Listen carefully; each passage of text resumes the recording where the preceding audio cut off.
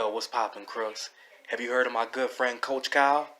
Well, if you haven't, you need to go to his YouTube right away and subscribe. Hardest working day in coaching the game. But right now, you're dealing with Salamanca, and I'm going to show you an infield audio clip of me dealing with this gorgeous Brazilian girl. Roll the clip. I still got the accent, but... You should keep the accent. It's beautiful. Do you think so? Oh, I love it. Yeah, it's nice. When people say don't validate women, I find it absolutely foolish because a lot of interactions that end up dying off or never take off to begin with is because you didn't validate quick enough. And now what I mean by validation is that you made it man to woman right away. You got straight to the point and you didn't bullshit around the bush. You don't like your accent? No, I don't. What? I feel like I'm speaking really horrible. And then nobody's gonna, understand what I'm saying. Nah, accents are a beautiful thing.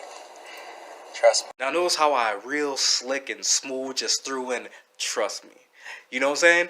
And obviously when you're dealing with a woman, you want her to trust you. So how do you put that seed in her mind without overtly trying to prove yourself that she can trust you?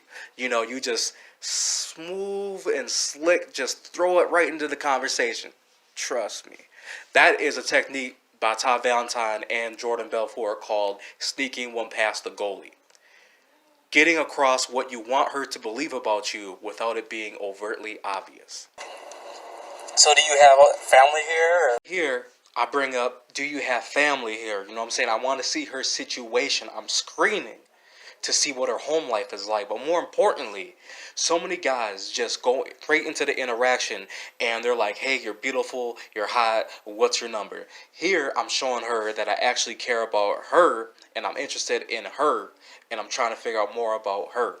Yes, I do. I got my father and my brother. Now, notice when I asked her, does she have any family here, she instantly replies, yes, I do. That means she's invested and she's engaged. Now, when she says she's got her mother and her brother, I say, oh, really? I instantly respond, this is another sales technique known as mirroring. I am matching her energy. Yes, I do. I got my father and my brother. Oh, really? Do you have a significant other? So there's a balance here, right? Because at the same hand, you do not want a woman to believe that you are just in it just for the sex. At the same time, you do not want to be too unopposing to where she just views you as a friend. So you do need to start screening for her love life and the man and to woman interaction between the two of you sooner than later. And this is what I'm doing right here. No. Oh. Okay. Just got off marriage. Oh, really? Yes. Oh, okay. I was with him for 2 years. 2 years? Again, see, I'm applying the Jordan Belfort mirror technique. She says 2 years, I say 2 years, right? And another thing real quick, I know there's a lot of red pill and MGTOW guys that say never get with a woman who's married and things like that, but that's completely foolish because you think a lot of times the most attractive women, the women that you feel is the coolest, that you can get along with, that you can just vibe with, of course they're probably at one point in their life going to be married or a guy had proposed to them. So a lot of the red pill guys, get your mind out that foolishness. Trust me. Yeah.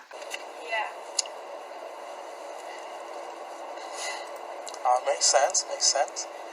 So, how long do you, drive for Uber a day? So, this right here is a screening question. Notice, like I talked before, is that I'm moving the conversation along. I'm not just asking these random questions. I'm trying to figure out how much time does she have on her off days, and does that parallel with mine? 10 hours. 10 hours? Oh, wow. So in this part, I say 10 hours. Wow. What I'm doing is I'm validating her.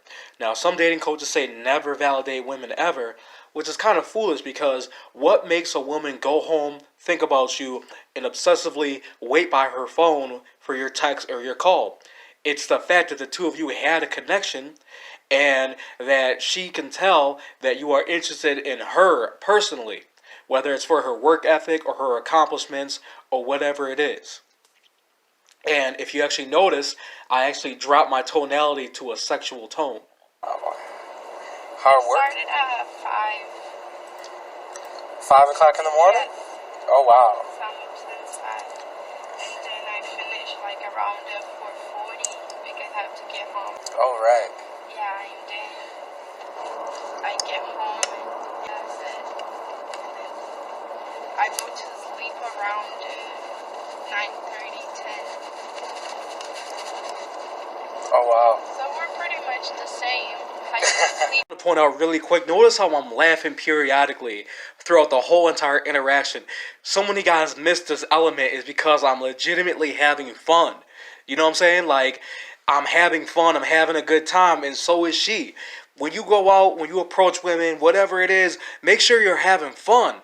That is the key aspect of this. Just let loose, relax, and have a good time. I just sleep like a couple hours more than you. Oh, for sure.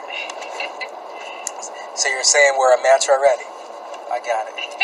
So throughout this whole entire interaction, what I'm doing is I'm imagining sexual thoughts for this sexy Brazilian girl, and I'm letting my delivery express that.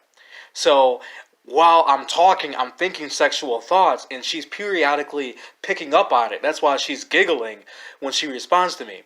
So in this part right here, it's a technique that I learned from Todd Valentine, and that's misappropriating or misusing words in order to form a connection with the girl. So when she said, "Oh well, I sleep a couple more hours than you. We're pretty much the same," I took that opportunity to be like, "Oh, you're saying we're a match already." Yeah, I guess. So you think I could take you out sometime? I don't know. I don't know either. That's why I'm asking. I'm only really available on the weekend. Right here was a minor objection, possible shit test. She said, "I don't know." Now, that can also be parallel to the fact that a lot of women can't just tell you yes right away, right? Because they don't want to seem too easy. They don't, and they also don't want, they're also caught off guard. You know what I'm saying? Like, oh shit, I wasn't expecting to meet this attractive guy. I was just thinking I was going to go to work and finish my day and go home. So they're kind of caught off guard at the same time. But, at the end of the day, I say, I don't know. That's why I'm asking. Because I ignore the shit test and I keep pushing with my masculine will. Available on the weekends. Like when I'm... I work Saturdays. Oh, you do? Yeah, I do. Oh, okay. Maybe one of these weekends when we both are rested up. What do you think? Sure. Just write my number down and then text me. Okay, what's your number? 415. Yeah. 7049? Yes. And what was your name? My name, I'm gonna be real with you. After I drop everybody off, I don't know who's gonna drop. You text me and I'll talk to you. Oh, I got you. Sounds good. Un secreto. Yeah. Gotcha. This is a very common theme in San Francisco. A lot of people, men and women, they actually use the names of other people that are their friends and family for whatever reason. Some people may be illegal. Some people, they don't have driver license or they got bad marks on their driver license so they can't use their own name. Whatever the reason is, a lot of people do Uber and they use somebody else's name. So in this case, she couldn't tell me her real name until it was in a private conversation on the phone. Alright, I'll text you. Hello.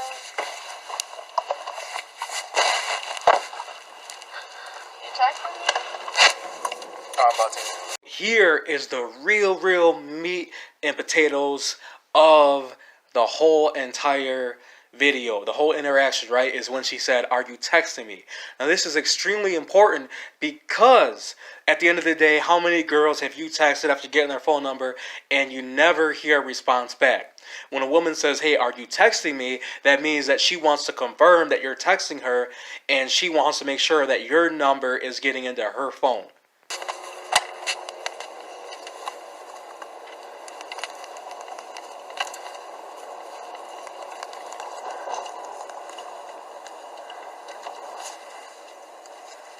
Yeah, I got it. Cool. that concludes that video. I just wanted to circle back around when it comes to the name. See, a lot of you guys get into your head about women not giving you certain details, and when it comes to this situation, it comes to being socially intelligent. I've been around multiple people of different nationalities, so I understand that, you know, some people use Uber and use other people's names and shit like that. So a lot of you guys actually might experience this, and it would cause you to get into your head and not want to pursue this woman because you're like, well, she wouldn't even give me her name. But that means you got to get out more in the world. You got to experience life from multiple different angles. So this concludes it. It's a tu primo. This is your cousin Salamanca. I will see you on my YouTube channel, Casino Life Seduction. Follow me on my Instagram, Casino Life Seduction, Casino Life Success. Follow my homeboy, Coach Kyle. I will see you on the next video. Mask up. What's up, crooks? I appreciate you taking the time to watch this video. If you would like more daily content, please follow my YouTube channel at Casino Life Seduction, as well as my Patreon. If you would like to figure out how to make more income, please follow my Instagram at Casino Life Success, as well as my YouTube. I will see you in the next video. Mask up.